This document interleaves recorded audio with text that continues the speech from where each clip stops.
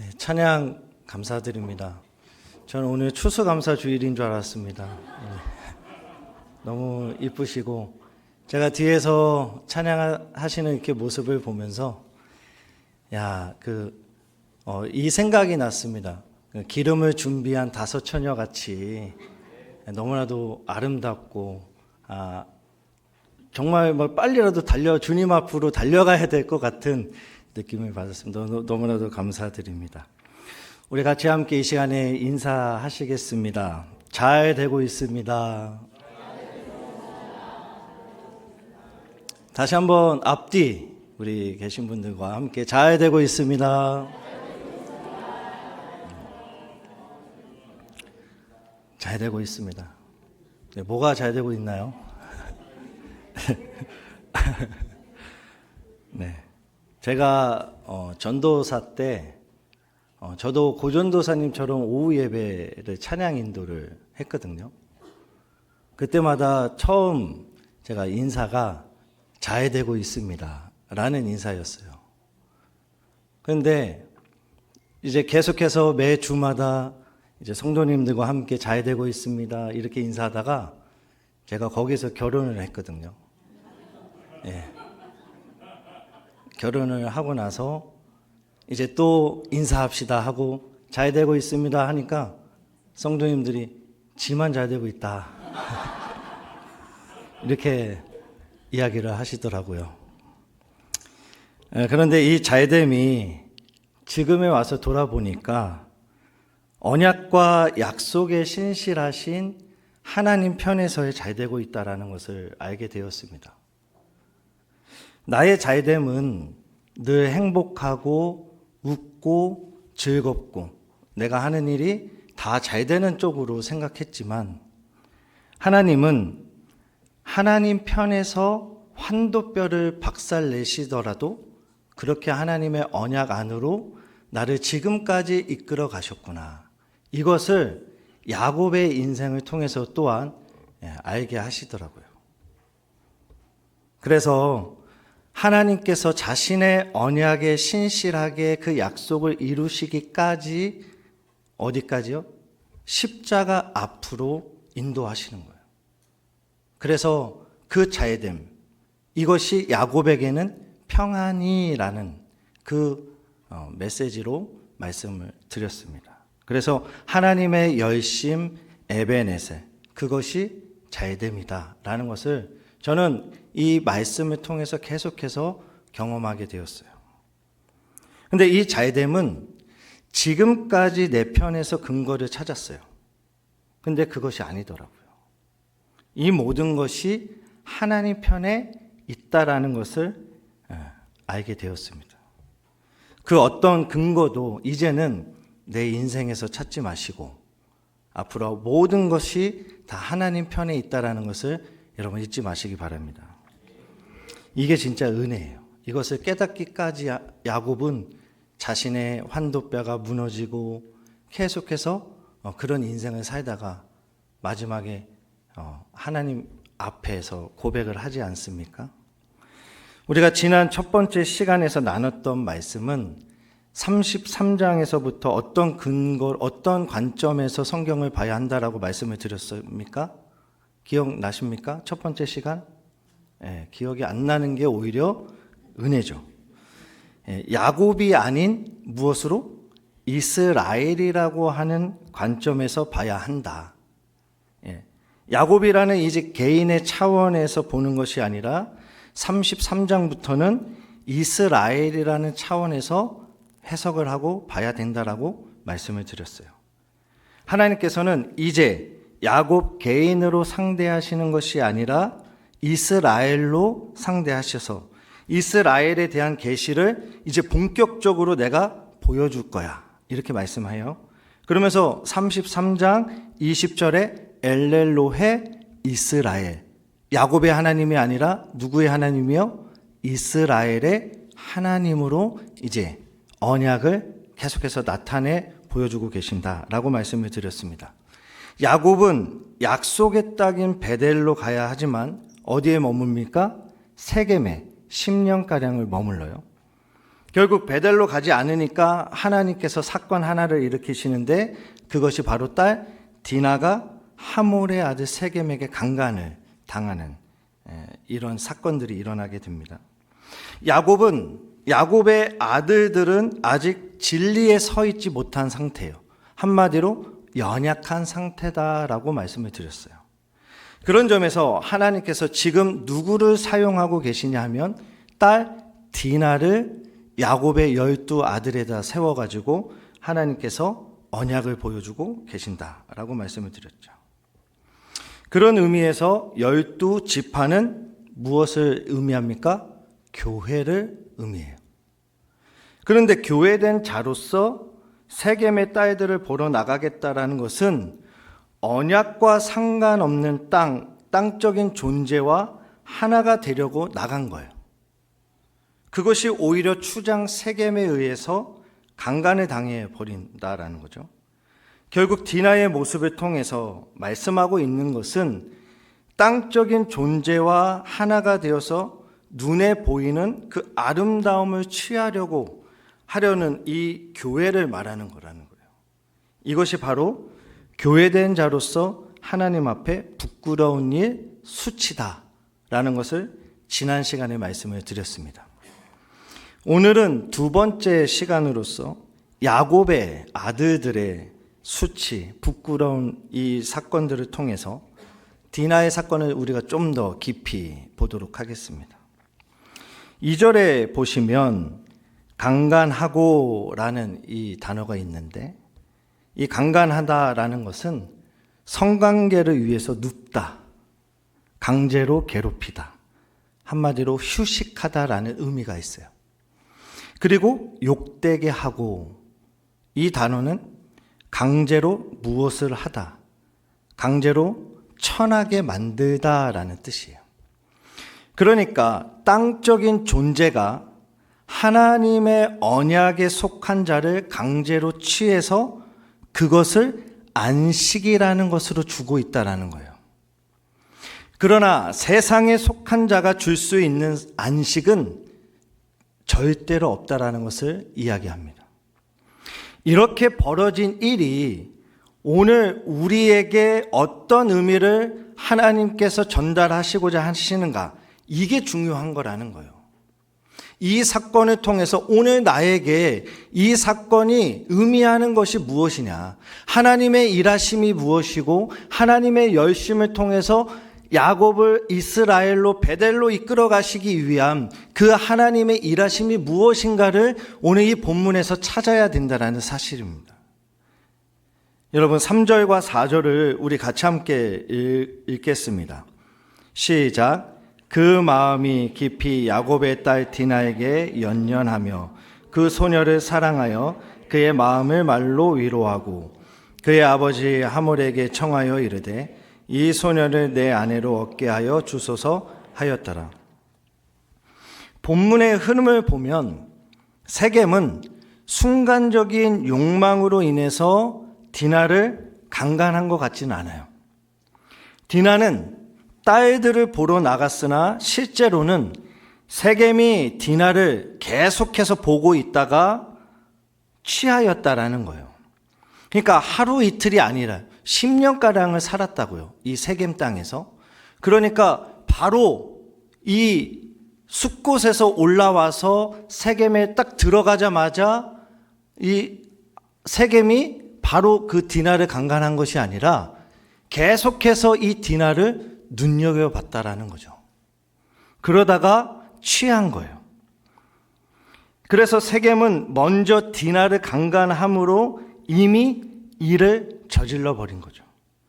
그리고는 디나와 결혼하기 위해서 그 아비 하몰이 야곱을 찾아와서 서로의 통혼을 제의합니다.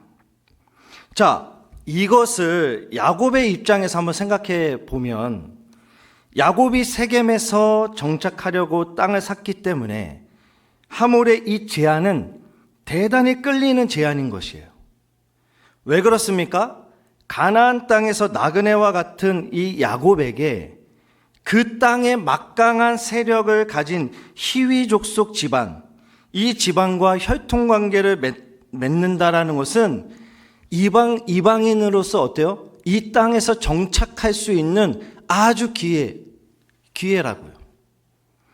그래서 세겜의 집안은 본토인으로서 상당한 기득권을 가지고 있고 그런 족속이기 때문에 외부에서 들어온 이방인과의 이 결혼, 야곱에게는 가나안 땅에서 당할 위험에서 어떻게 해요? 든든한 세력을 얻어가는 것. 이것은 아주 중요한, 야곱의 입장에서는 아주 좋은 기회이고 좋은 제안이었다라는 거죠.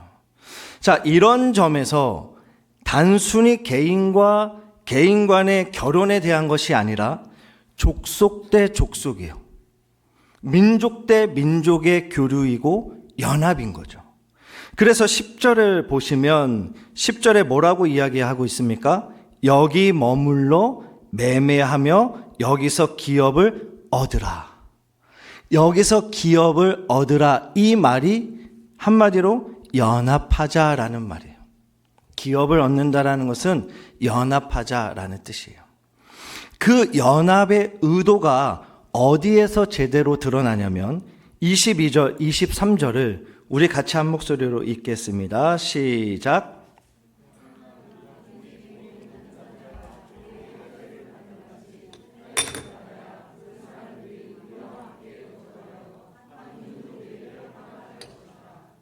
그러면 그들의 가축과 재산과 그들의 모든 짐승이 우리의 소유가 되지 않겠느냐? 다만 그들의 말대로 하자. 그러면 그들이 우리와 함께 거주하리라. 그들의 모든 재산, 가축, 우리의 소유가 되지 않겠냐라고 말해요. 그러니까 세겜의 속내는 야곱의 민족을 자기들의 민족으로, 자기들의 소유로 만들어 버리자라는 것이었다라는 거예요. 결국 성경이 말씀하고자 하는 것은 땅적인 존재가, 한마디로 비진리가 진리를 장악하는 거죠. 율법적인 행위가 교회를 장악하게 되는 거, 이게 바로 이 땅의 상태라는 거예요. 그렇기 때문에 하나님께서 자신의 언약으로 이끌어가지 않으면 안 되는 상황이었다라는 거예요. 7절 보세요. 7절에 보시면 야곱의 아들들은 들에서 이를 듣고 들어와서 그들 모두가 근심하고 심히 노하였으니 이는 세겜이 야곱의 딸을 강간하여 이스라엘에게 부끄러운 일 곧 행하지 못할 일을 행하였음이더라. 야곱의 아들들은 13절과 14절도 한번 보세요. 야곱의 아들들이 세겜과 그의 아버지 하몰에게 속여 대답하였으니 이는 세겜이 그 누이 디나를 더럽혔음이라. 야곱의 아들들이 그들에게 말하되 우리는 그리하지 못하겠노라. 할례 받지 아니한 사람에게 우리 누이를 줄 수 없노니 이는 우리의 수치가 됨이노라. 자, 그러면 보세요. 이 야곱의 아들들, 이 이스라엘에게 있어서 수치, 부끄러운 일이 무엇일까요? 이들이 말하는, 지금 야곱의 아들들이 말하는 이스라엘의 부끄러운 일은 자기 누이가 디나가 더럽힘을 당한 거예요. 그렇죠? 성경에서 그렇게 말씀하고 있잖아요. 더럽힘을 당했다라는 거예요. 그러면 자, 디나가 더럽힘을 당한 것이 왜 이스라엘의 수치가 되는 것일까요? 제 질문을 하고 있는 건데, 디나가 더럽힘을 당한 것이 왜 이스라엘에게 수치가 되는 것일까요? 지금 이 아들들은 진리에 확고히 서 있는 상태입니까? 서 있지 못한 상태예요? 그렇죠. 서 있지 못한 상태예요. 그래서 11아들로서 지금 불완전한 상태잖아요. 그러니까 디나가 그 대체로 12아들을 채우고 있는 사건이다 라고 말씀을 드렸는데, 지금 이 야곱의 아들들은 진리에 서 있지 못한 연약한 상태라는 거죠. 그러면 진리에 확고하게 서 있지 못한 상태에 있는 이 아들들은 하몰과 그의 아들 세겜과 히위 족속이 무엇을 받으면, 할례를 받으면 우리가 당신들과 연합하겠다라고 히위 족속에게 할례를 제시해요. 15절 16절도 우리 같이 함께 읽겠습니다. 시작. 그런즉 이같이 하면 너희에게 허락하리라. 만일 너희 중 남자가 다 할례를 받고 우리같이 되면 우리 딸을 너희에게 주며 너희 딸을 우리가 데려오며 너희와 함께 거주하여 한 민족이 되려니와. 그런데 이들이 할례를 받으면 세겜 족속, 히위 족속 이 세겜 이 아들이 할례를 받으면 이스라엘이 진짜 연합을 하려고 했을까요? 13절에 보면 속여 대답했다라는 거죠. 그러니까 결국 이것은 할례라는 언약을 주신 하나님의 언약을 이 야곱의 아들들은 무엇으로 그것을 바꿔서 이용하고 있냐면 종교적으로 세겜에게 이용하고 있다라는 거예요. 그래서 야곱의 아들들은 디나가 세겜에게 강간당한 것이 부끄러운 거예요. 자기들에게는 자기 누이가 세겜에게 강간을 당했다는 이것이 너무나도 부끄럽지만 하나님 편에서는 어떤 것이 부끄러운 거예요? 너희들이 내 언약을 가지고 장난치고 있잖아. 내 언약을 비진리로 사는 자들에게 그것을 진리인 것처럼 거짓으로 종교적으로 행하도록 하는 거, 이것이 너희들이 그 종교성을 이용해 먹는 그것이 바로 이스라엘에게 부끄럽고 수치스러운 모습이야. 이것을 고발하고 있다라는 거예요. 우리도 마찬가지잖아요. 진리로 살아가는 인생들이 이게 진짜 진리라고 생각하면서 진리가 아닌 비진리의 사람들에게 그 진리를 무엇으로? 내 유익을 위해서, 나의 이익을 위해서 이용해 먹는 거예요. 여러분 죄송하지만 그런 사람들이 누구냐면 대부분이 목사들이 그래요. 여러분 여기 앞에 서 있는 저도 어쩌면 저는 이 말씀이 진리라고 여러분들에게 선포하고 있지만 하나님 편에서는 너 그거 진리 아니야. 그것을 가지고 진리인 척 이용해 먹고 있는 너, 그게 진짜 수치야. 그게 부끄러운 일이야. 이거를 고발하고 있는 거예요. 근데 그것이 저뿐이겠습니까? 하나님의 언약을 받은 우리 모두가 진리인 것처럼 믿고 그것을 이용해 먹는 내 모습, 이게 하나님 앞에 부끄러운 일이다라는 것을 고발하고 있는 거예요. 그래서 13절을 보시면 다시 속여 대답하였으니 이게 거짓된 말이라는 거예요. 그러니까 한마디로 말해서 거짓말이 뭐예요? 거짓말은 진리가 아닌 말은 다 거짓말이에요.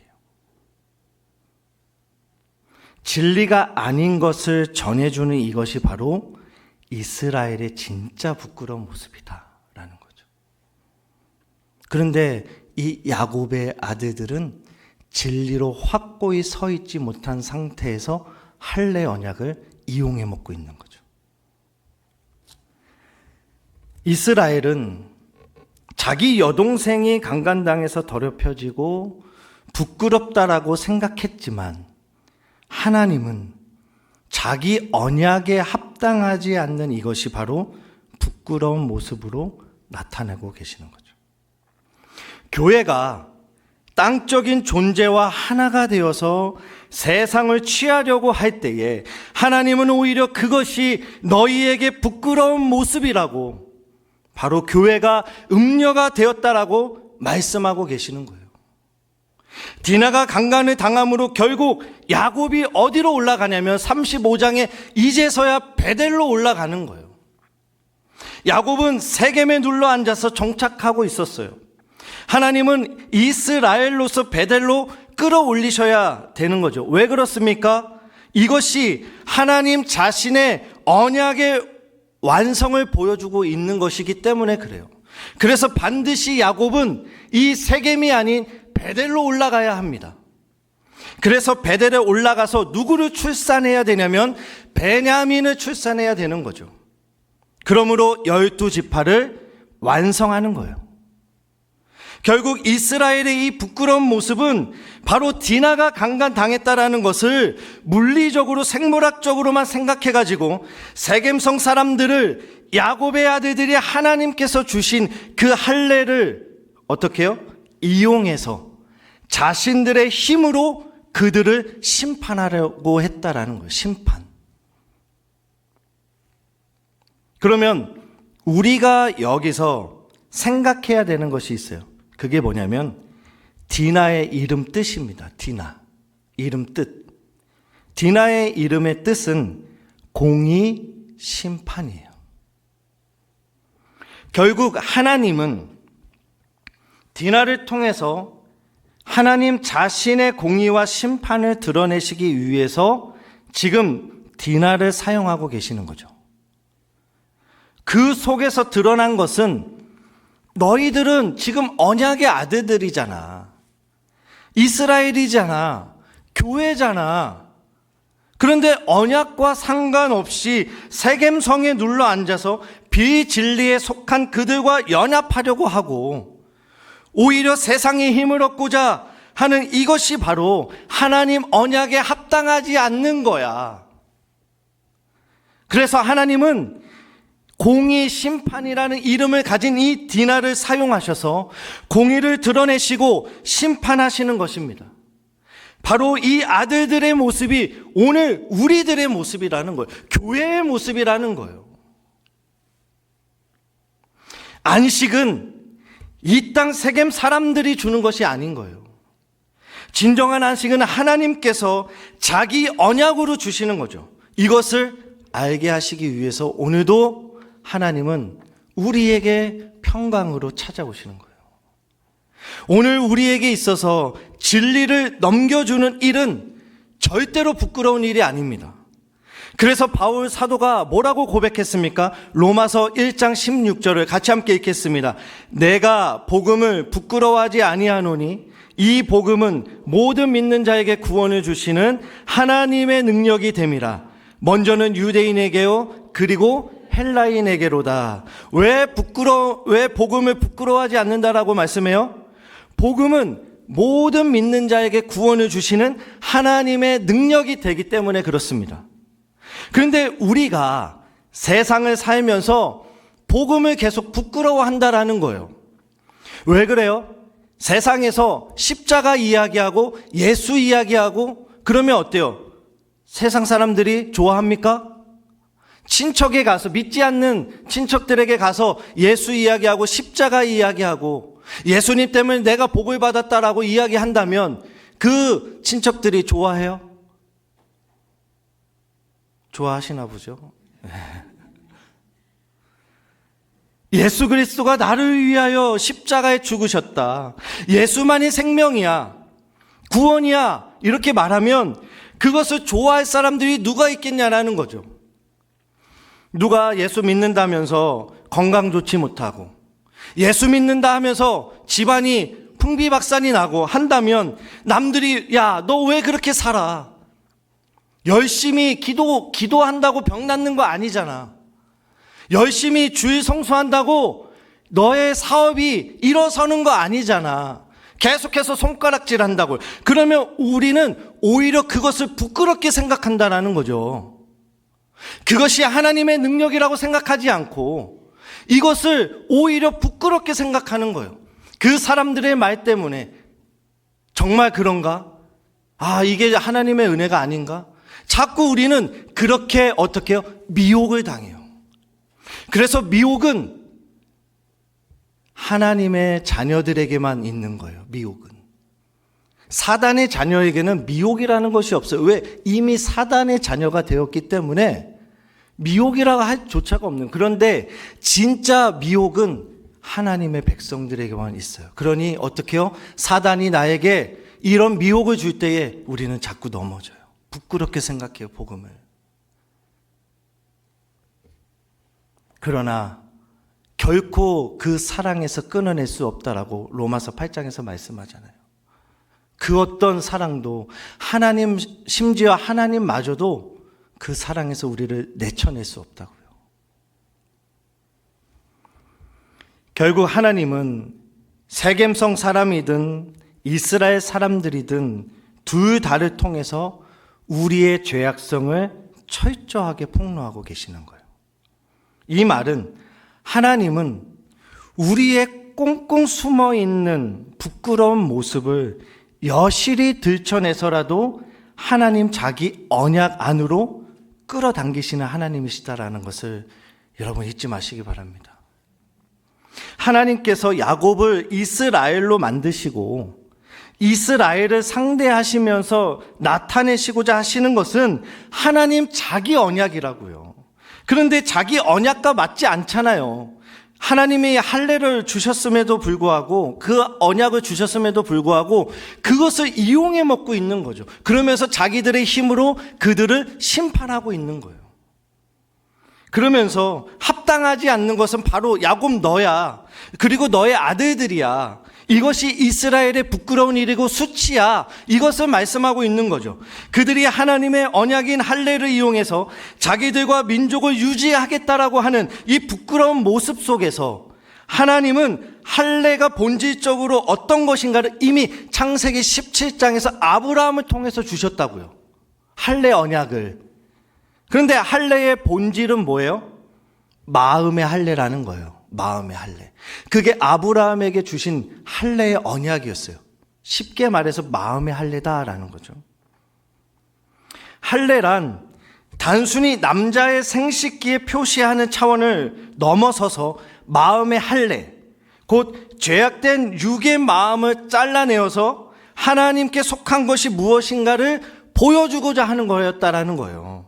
그래서 바울 사도가 예수 그리스도 안에서 완성된 할례를 이렇게 이야기합니다. 골로새서 2장 11절 12절을 함께 같이 읽겠습니다. 시작.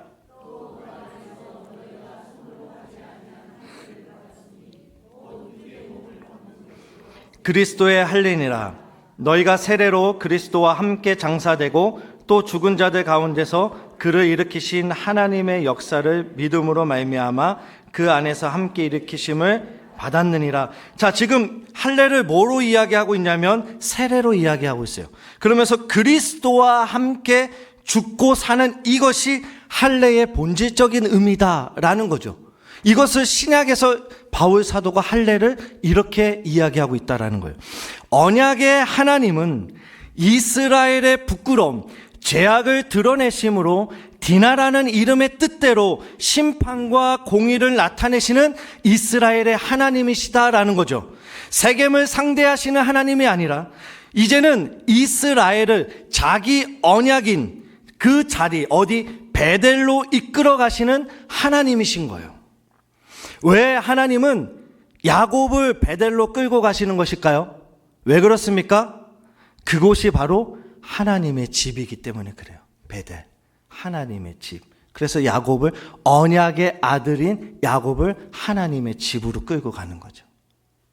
그래서 예수 그리스도의 십자가를 통해서 자기 백성들을 무엇으로? 하나님의 집으로 만드시는 거예요.